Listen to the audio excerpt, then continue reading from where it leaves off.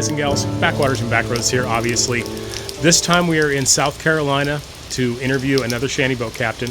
It's a rainy day and I might have to keep wiping off the screen here, I can already tell. We're with Carter and he has his shanty boat that's getting really close to done, and it's another unique one. So how about if I turn the phone around and I show you? Stay tuned. Howdy, Carter. How are you? How you doing? Great. Show us your shanty boat. All right.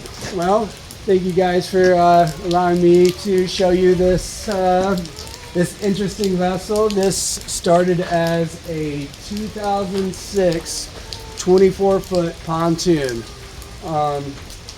When I got it, it had furniture and rails on it. I stripped everything off of it, got it down just to the original decking, and at 24 feet, we thought that was enough to maybe build a little cabin on, and then we knew that we wanted to do a tri-tune for stability and a little extra buoyancy and weight. So I found the third log on Marketplace for a good deal, and integrated that because unique to this log, I'll show you in a little bit, it's got a flange on the top of it, so it was easy to mount to the hat channel and the C channel that was already on the boat for the ribbing for the joist. And instead of shortening the log, which I see a lot of people do, or getting a sports log, I kind of took a leap of faith and positioned the center tune in front of the transom pod that was pre-existing, which did a couple things. It lengthened, obviously, the entire boat, but I think it's going to have some stability for cutting through, having a front cutting bow that will help cut through, you know, any type of waves or wakes that we're going to run into from other, you know, sports boaters or things of that nature. So would it be accurate to say you're kind of trying to turn it into like a tri-hull? Yeah, exactly. Yeah, a tri-hull. If you look, I mean, there's an example on something that's an unrelated project I'll show you in a bit, but there's it's a common thing with fiberglass hulls that you'll have a semi-displacement, a V-hull that'll have two other, a tri-hull that are turned into a flat bottom a little bit down the bow of it. So, you know, that's for cutting waves. I think with the amount of weight on this thing, it shouldn't be any issue. One of my personal concerns, and I'm sure we're all going to learn about this through trial and error, I just wanted to overstabilize everything that I could on this addition. So if you see, I've like doubled up, that's doubled up C channel, hat channel, Z channel to a hat channel. So all of this is a little bit over-engineered. You can also see how simple it was. If you find logs like these, and they're commonplace. This is a big one. Yeah, and it's the flat top. So it mounted perfect without any having to re-drill or pre-drill. All of these flanges mounted right up, and I could just slide that thing right back, and it butts all the way back to the transom pod. Yeah. So guys, here I'm going to turn the phone around. So guys, you remember a couple weeks ago when we were at Forest Trampers in Kentucky? There, he decided to, when he added his third tune, to cut down his transom that comes, you know, usually about 20-25% up the deck, under the deck of the boat.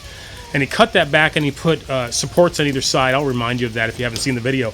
Well, I think what I'm understanding here is that Carter decided to put his third tune all the way forward and keep the full transom part of the boat. Is that correct? Yep. Okay. And we'll see more of that as this video goes along. And just so folks aren't confused here, he just has this sitting here for the moment. When I first got here, I'm like, what's going on here? This isn't the back of the boat, this is the front of the boat. But no, this might be a motor he goes with. But yeah, okay. This is a motor just temporarily placed on there. It's happened to be a perfect spot right here on the trailer. That motor actually goes to a different boat. Yeah. This is actually a really nice trailer. Yeah, and this is also, you got to think outside the box. So this mounting system was actually designed to go 180 degrees from that. So you would walk on the opposite way, and it was set up way back here where the welds of the trailer start. You have it leaning forward instead of back. Yeah, so if you see the trailer bunks terminate right here, this is 180 degrees of what it used to be. One of the cool things about this trailer was that this is all, Wavey doing so great. I know, it's a soggy day. We got you. More treats to come. We had to flip this thing around just to accommodate the extra length that we put on adding the third log. Yeah. Basically lengthened the boat by 4 feet. Yeah. So switch this around 180 degrees, still landed in the same location. Just makes it a little bit unconventional for you to get up here, but you can still access the trailer through that little step. No, it still works. That's actually a good idea. Yep. No, just because I'm still trying to figure this out here in my head, Carter, that you have, this started as a 24-foot pontoon boat, but you have quite a bit of nose sticking out here. How did that work? Like, did you extend the overhang on the front of the boat? Yep. So the last original. Let me get this stick out of the rain. The last original decking, I believe, terminated right here. Okay. Yeah. Usually they kind of stop around the top of the front of the tune. We are overall an additional 4x8 sheet of marine grade plywood above our original footprint. Okay. So the distance from the transom pod, instead of shortening the tube, because they were all 24-foot pontoon tubes, this middle one not being original to this boat, instead of shortening it and taking it to my welder, I just put it in front of the transom pod. However, that made the nose stick out 4 feet, which seemed like a perfect place to add additional deck space. Right. This cabin is 8 foot by 16 feet. If we had left the front portion of this the way it was, that would have made a very, very short front porch. I think a lot of times being enjoyed, you got to have a porch space and auxiliary outdoor space, but when it's cold, rainy, dark, mosquitoes and no-see-ins are out, we all want to have a little safety haven that's like locked in with windows and doors. So it's a really easy, smart way to have more outdoor space without necessarily getting a bigger pontoon boat, because your center tune is being the lift for your extended front deck. Yeah, and that I really think will help create a much better comfortability and chop, because your forward center tune is going to be breaking the waves that will crest over your secondary side tunes. Yeah. And like I said, you see that in many common sports fishing boats, offshore boats, a tri-hole with the center of the hole being forward of the two. As the hole stretches and goes down, you'll see it kind of triangulate. But it's still yet untested. This is all just a bar napkin theory right now. Okay. No, that I like it. That's good. All right, I'll. And please bear in mind, I know I've got trim pieces missing. I've got trim already cut for this. It's just we had a inland hurricane. I'm sure you all have heard about Helene. It devastated our region. So I'm a carpenter by trade. I do demolition, home repairs, land clearing. I've been very much having to focus on other people's projects, and this is taking a back seat right now. But I used a product that I'm not endorsed by, but I will speak very highly of, called OSI Sealant. It's pretty impervious to water. It's very stretchy. It's not like a typical silicone. And you can slather this stuff on, and that trim piece is going to completely encapsulate that and hide that. Yeah. The trim's all black. I've got a piece of trim right here that I got to put up. This is actually just a rubber roof membrane. If you look on Marketplace, or if you want to find one, you buy rubber roof membranes pretty affordably for an RV that come with a whole kit with the glue, self-leveling sealant for your corner beam. We'll come back around to the roof, because I have some questions for that too. Cool.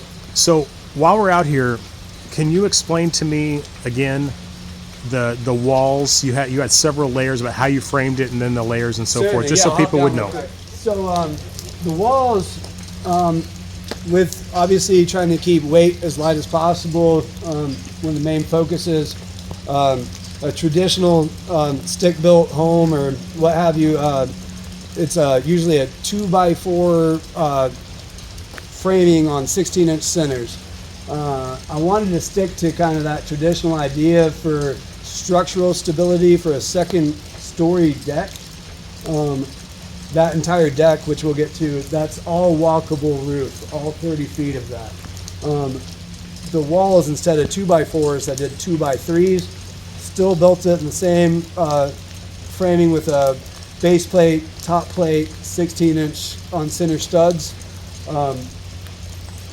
The sheathing of it is 3/8-inch traditional ply sheathing that you would sheet a house or a shed with. So you're talking about like plywood? Yep, it's plywood, not OSB. I would really encourage you not to use OSB for it expands, it's chopped and reformed, and it does like to absorb water. So I would encourage you to stick with ply. But what I did after I built this frame was went back with elastomeric paint, which is kind of like a latex rubberized roof sealant that you will see on a lot of RV roofs, a lot of commercial TPO roof membranes. That's what they use. So my concept was anything that was exposed pine wood on this boat, to do 3 layers of that, let it set up, harden, reseal it. Once I got 3 layers on everything, I Tyvek'd the entire, house wrapped. I'm not sponsored by Tyvek either. Not yet. Not yet. House wrapped the entire thing. And then I ran into an opportunity that I was doing a clean out and was graced with some 16 gauge aluminum sheeting. Yeah, guys, let's really drive this home. So Carter was telling me about this earlier. Now, many of you guys know when you start getting sheets of aluminum, this is where things get really expensive. Aluminum is expensive, only getting more expensive, and I'm looking at this because I want to put a new roof on the Beagle barge, for example, and I would like to go with aluminum, but I've been pricing them out. So Carter's going to tell you how he did this, and it's amazing. Well, interesting thing I will say, no matter where you're at or what you're doing, stay open to opportunity, because you never know when opportunity may knock, and if you answer the door, it could be cool. I was doing a clean out, and as I was doing the clean out, I saw about, say, a dozen of these sheets, 16 gauge aluminum, laying in the dirt. And I'm I sorry, walked over them. I almost fell on them. I was like, well, that's not dirt.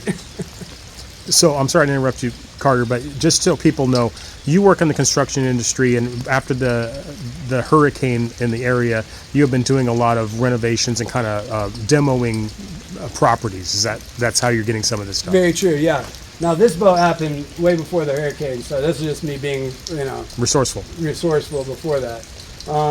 But yeah, a lot of, even post-hurricane, sadly, and that's a topic for another day, but a lot of insurance, they say we can't replace it unless you tear it all out, which is, sometimes it's perfectly good material, which is a sad thing for the homeowner, knowing very well, like, they have to kind of go backwards to go forward. Me being like, I struggle taking things to the dump if we can upcycle, salvage. There's so much construction waste happening in the world. There's always a way to take something and turn it into something else, make another opportunity. So yeah, this is from a clean out that this guy said, if you can get rid of it, you can have it. And he had about a dozen sheets that were 4 foot by 12 foot long. And that was enough for me to encapsulate. If you look at it, let's see, 4x8 sheet. This is less than 8 feet tall. So that's 1 4-foot sheet, 2 4-foot sheets, 3, 4, and a little bit of change. Yeah, that saved you so much money. I mean, one sheet these days, what is it? It's about and that was when I looked last, about 2.5 years ago. They were pricing me at $250, $220 a sheet, depending on who I went to locally. And that priced me out of the game. So I was thinking of all types of different ways, and there's all types of different ways to do it. That roof came from a boat in Georgia. That roof came from a boat in Tennessee. None of that logs from a different boat. This paneling for the exterior side rails is, I think I've got about 6 boats wrapped up in this thing. So I'm going to ask you at the end of this video, Carter, how much you think you have into this boat, but I bet people are going to be surprised. Yeah. We'll save that till the end. Yeah. Be thinking about that. I think it would be pretty motivating to hear the price tag on this thing, because for the price that he could buy a dilapidated pop-up camper and spend 2 summers putting it back together, or buy a little John boat and pin up all the holes, and you're not too far from taking a leap of faith for an extra $1,000 or $2 and biting off something that you can actually take your family out in and go explore and have something that's a little cabin on the water. So guys, if you're not on the Shallow Drafter Shanty Boat Club yet on Facebook, and you don't mind being on Facebook, I know it's a drag, but I'm only there for the marketplace and the groups, head over there, and what you'll find is it's the sky's the limit on how people build their boats. Before we pop up inside and show you guys the interior and the cabin, Carter's going to tell you about his idea here for having some kind of like outriggers. All right. Well, thank you, Brenton. I will say that I would be nothing on this concept without another fellow shallow drafter, Shannon, that you might end up seeing on one of these episodes. He's got an interesting build that's a little bit different. He's got a mono hull, but it was very tippy whenever he did his build, and he took 2 24-foot pontoons and used them as outriggers. I loved his concept on that, and I found for $150, again, just I'm not trying to cause any divorces, but stay on Marketplace and you will find good deals. This is a 16-foot fiberglass catamaran that I used to have a sail. I cut it right down kind of like a Hobie cat. Yeah, exactly. And cut it right down the middle with a grinder. In theory, this boat is 8 foot wide. They come up with trailerable height, like you mentioned, up to 8.5 foot wide without having to get any type of permits or anything. This is an 8 foot wide build from the factory. My goal is depending on how this thing wants to react, and even if it does balance and wants to seem really centered, and I think for rough chop, or my goal ultimately beyond the Great Loop is to maybe try to take this thing to the Bahamas and back. You're going to want some type of additional stability between the rocks and the rolls, even on a perfect weather day. Mm-hmm. So just to make sure the folks are understanding what we're talking about here, Carter is going to figure out how to put these that go along the side of the boat, and they can be mounted, but then removed when you're transporting, or possibly not even need to, I guess, depending on how far you're going to go. But then it would give it more buoyancy, and also give you a place to walk around the cabin on the outside, which is kind of a coveted feature for a lot of these builds.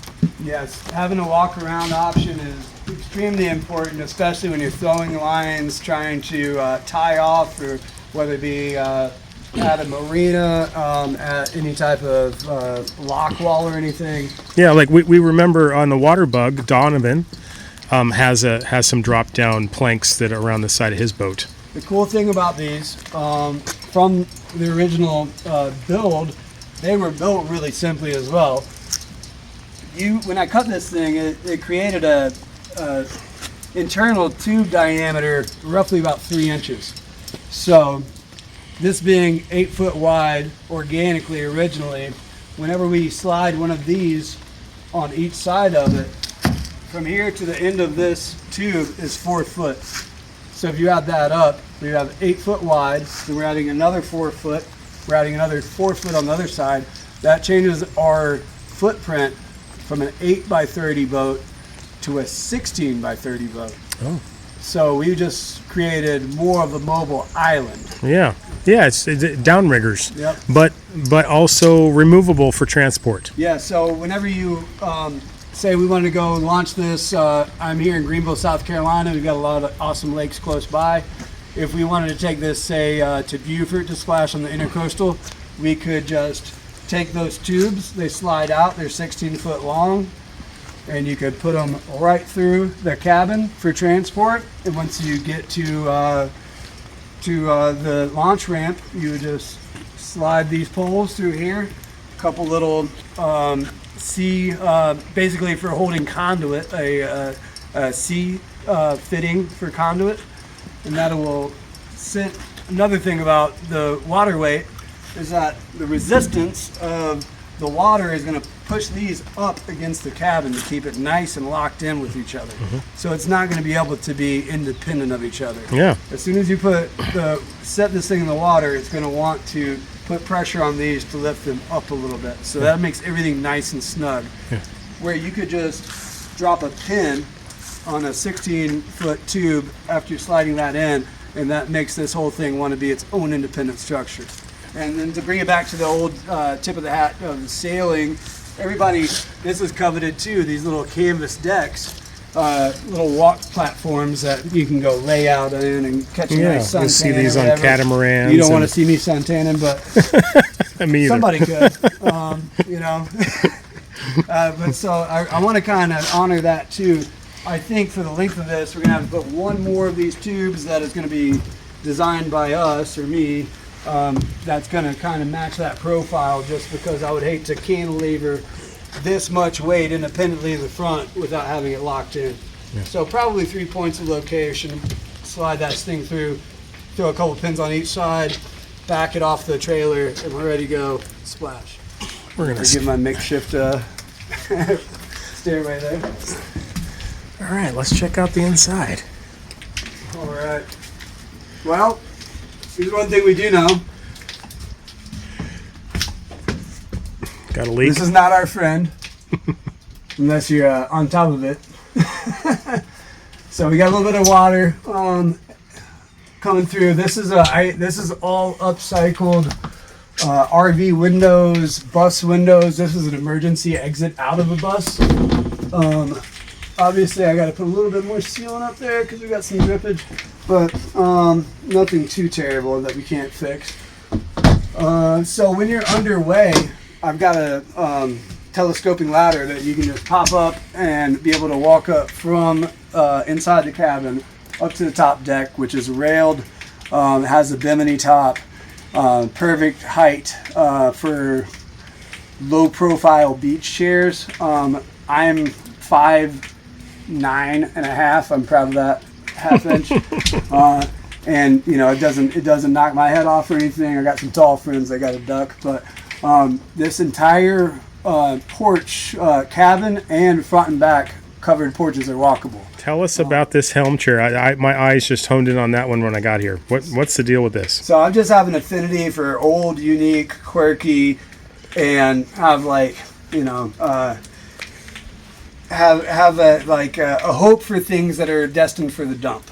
So this is a marketplace find. It's a $25 vintage barber chair. Come get it. I was going to ask, is it a barber chair? It's a barber chair. It's actually electric. I don't have power to the boat right now, like shore power or anything, but this goes up and down electric. Cool. It's all actually ran through, so you can go up, down, by foot pedal. You can lean back all the way. And just a weird, interesting, quirky piece. That, but at the same time, it kind of fits. And it really, I mean, if you want to feel like you're driving a Cadillac on the water, I don't know how close you could get to having a chair like this as your captain's chair. So, another interesting design of this boat. This helm is actually the operating control from a mechanical bull. So have you ever been to like an amusement park or some backyard party or wild bar in Texas and you seen anybody on a mechanical bull? Not enough. The person that's operating that mechanical bull is using a fiberglass little control zone just like this. I mean, this is literally the comes from a... And you got that off of Facebook Marketplace? Yep. This is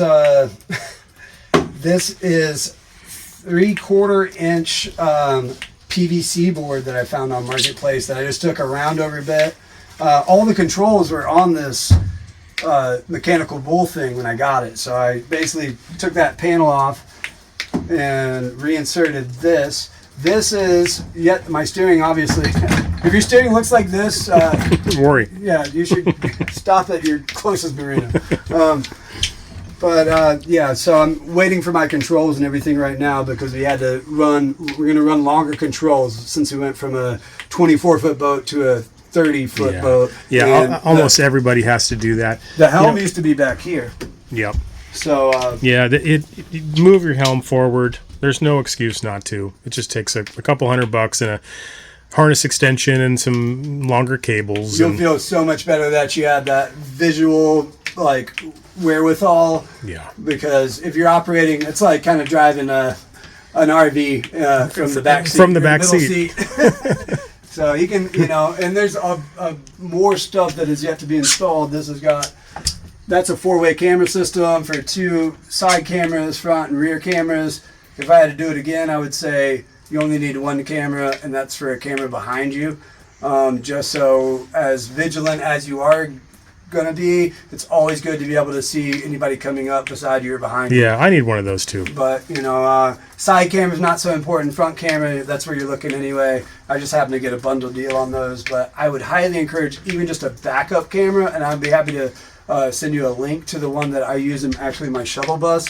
I'm going to get rid of this $400 system I bought and buy the $90 system I have in my bus and just replicate it right here because I've got one screen that goes right behind me. It's USB-C charged and lasts for a week between charges. This is a foosball table, tiniest foosball table I've ever seen, and definitely not come as part of an RV dinette set. These are part of an RV dinette set. I took the table, got rid of it, kept the bases, found this at Goodwill, and I didn't know what I was going to do with it. I just knew it had to be part of the boat. I've never tried to play foosball on open water, and I can only imagine how difficult it would be. But that's kind of the fun of the whole thing. But this folds down to make a bed as well. So when you drop this lays down, and that sleeps too comfortably. Is that going to be your primary bed on the boat? No, that's going to be just a guest bed. This is a guest bed. Yeah, this folds down from a couch to a bed. That folds down to a bed. We have hammock anchor points all through here, so you can take an eye hook and, if we wanted to, you probably get 3 people up suspended in the air. I would say comfortably this thing will sleep 6. So, welcome to the kitchen.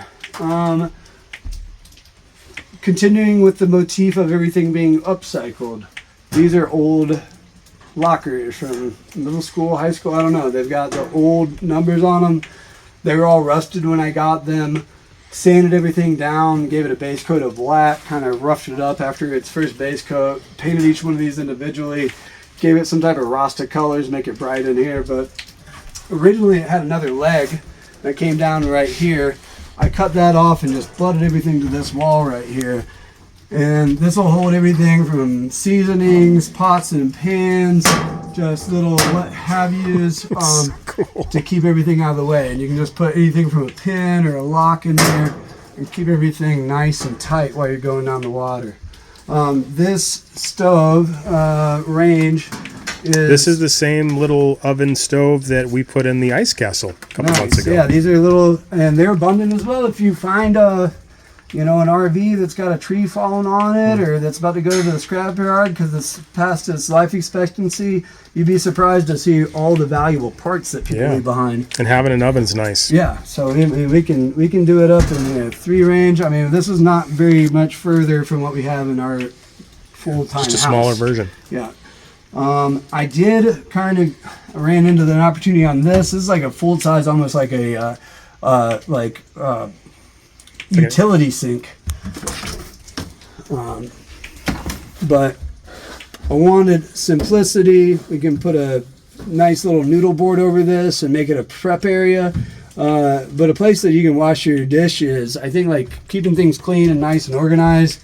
It's a big part. If you're living in a small space, you want to keep things really nice and put up and out of the way, and having a way for you to make that happen as easily and streamlined as possible is huge. What is your water source on board? Right now we've got a 12-gallon tank and an 18-gallon tank, which are pretty small, and it's a 12-volt system that for running water.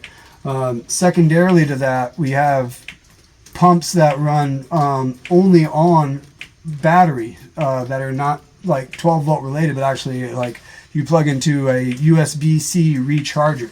So we have pumps that you could just take it and put it in a 5-gallon water bucket. It'll run water through here. Right. Same with the showers have to be plumbed, but that's another. It's amazing the battery power and how efficient these things have gotten. It's almost to the point that you don't have to do all this old school type of plumbing. You can really run off of a couple of PEX pipes, a couple of these little USB-C charging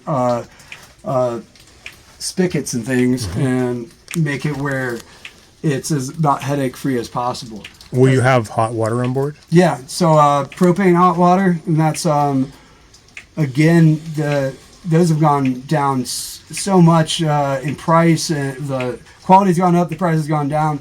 You can find these things on Amazon for $80. That's like an on-demand type on of demand, runs on a 20-pound propane tank, and starts and stops when you turn the water on. It's battery powered, hits the pilot, makes the pilot light, and you can get that stuff where it's painfully hot. You want to keep it it's actually really far beyond anything I could have expected as far as performance. So we had to dial it down to 90 degrees, and it's still piping hot.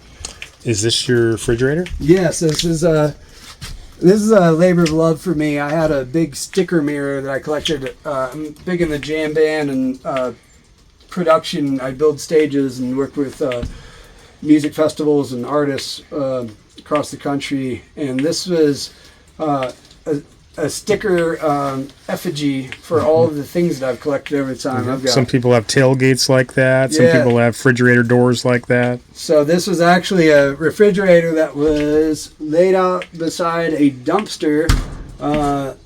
And before I loaded it up, I knocked on the door of this commercial building. I said, what's up with this? They said, oh, it's broken. It's never going to run again.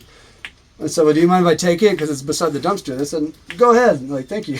Oh, hi. I'm Wavy Gravy, star of the channel. Brenton's not very good at asking people to subscribe. So, hey, if you like these kind of interviews, why don't you subscribe to the channel? And send me some treats, okay? Tell us about your bathroom. Well, it's a work in progress. It has not been plumbed in yet. We're going to go with a composting toilet. I'm not a fan of cassette toilets. I'm not a fan of pump outs. So we're going to try to do this as simply and as efficiently and less being stewards of the land as possible. I don't think we're going to do anything with this as far as shower. It's perfect size that I may put a little shower pan in here. We're going to have an outdoor shower. But I mean, I guess in the wintertime or things like that, a simple little plastic shower pan that you can find at Lowe's or Home Depot that put on a little bit 1-inch insulation below that, so it's got some give to it when you're stepping on it, and then plumb it right out, and then just put it on your gray water tank. But again, I'm going to try to do this as the less things that can fail, the better.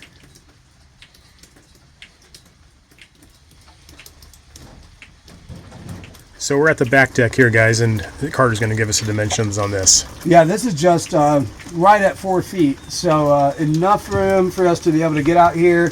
I got a little flat top, Blackstone that can sit on this. This I found I was taking some stuff to the dump. I was going to ask you that. Somebody was throwing this away in the metal recycling. It was a top to a pickup truck toolbox. Yeah. So hold on, may I please have that? Wouldn't ask the people at the dump. They said, take it away. So let me have that.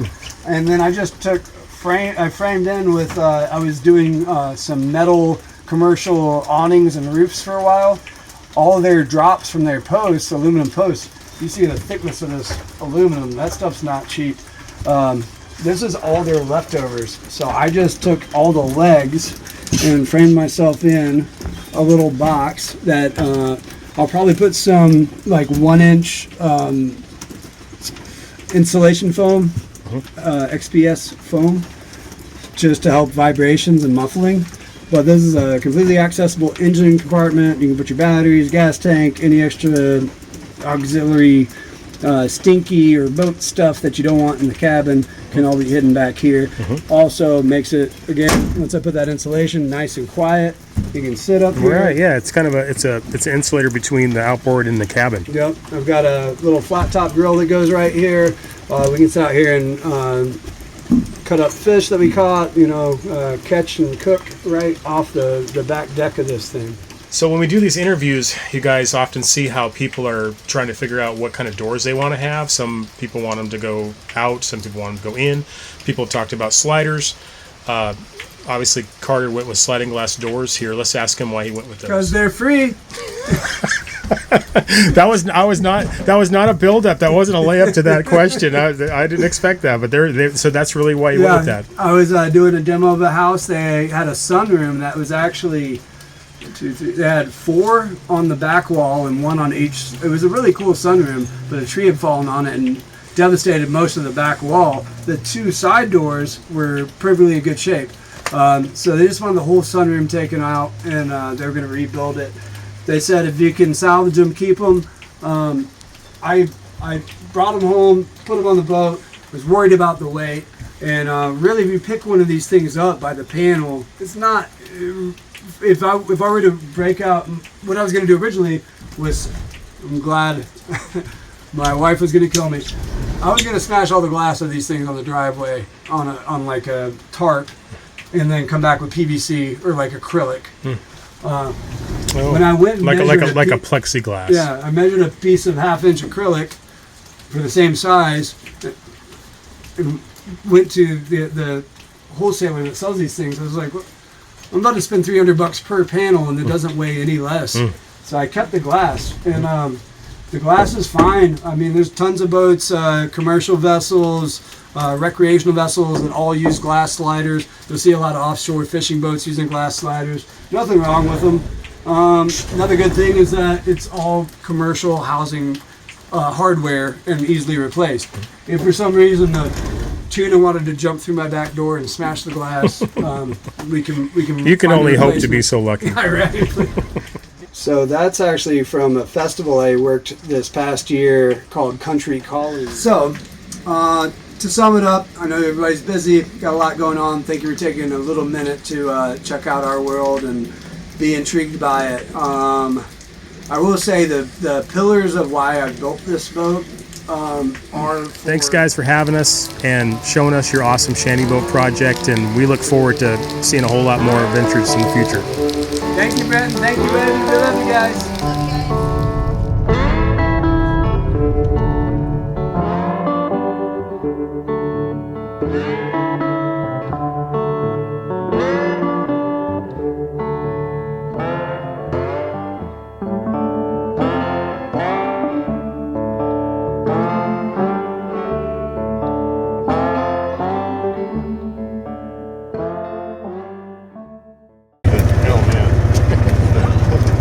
Deer and firewood.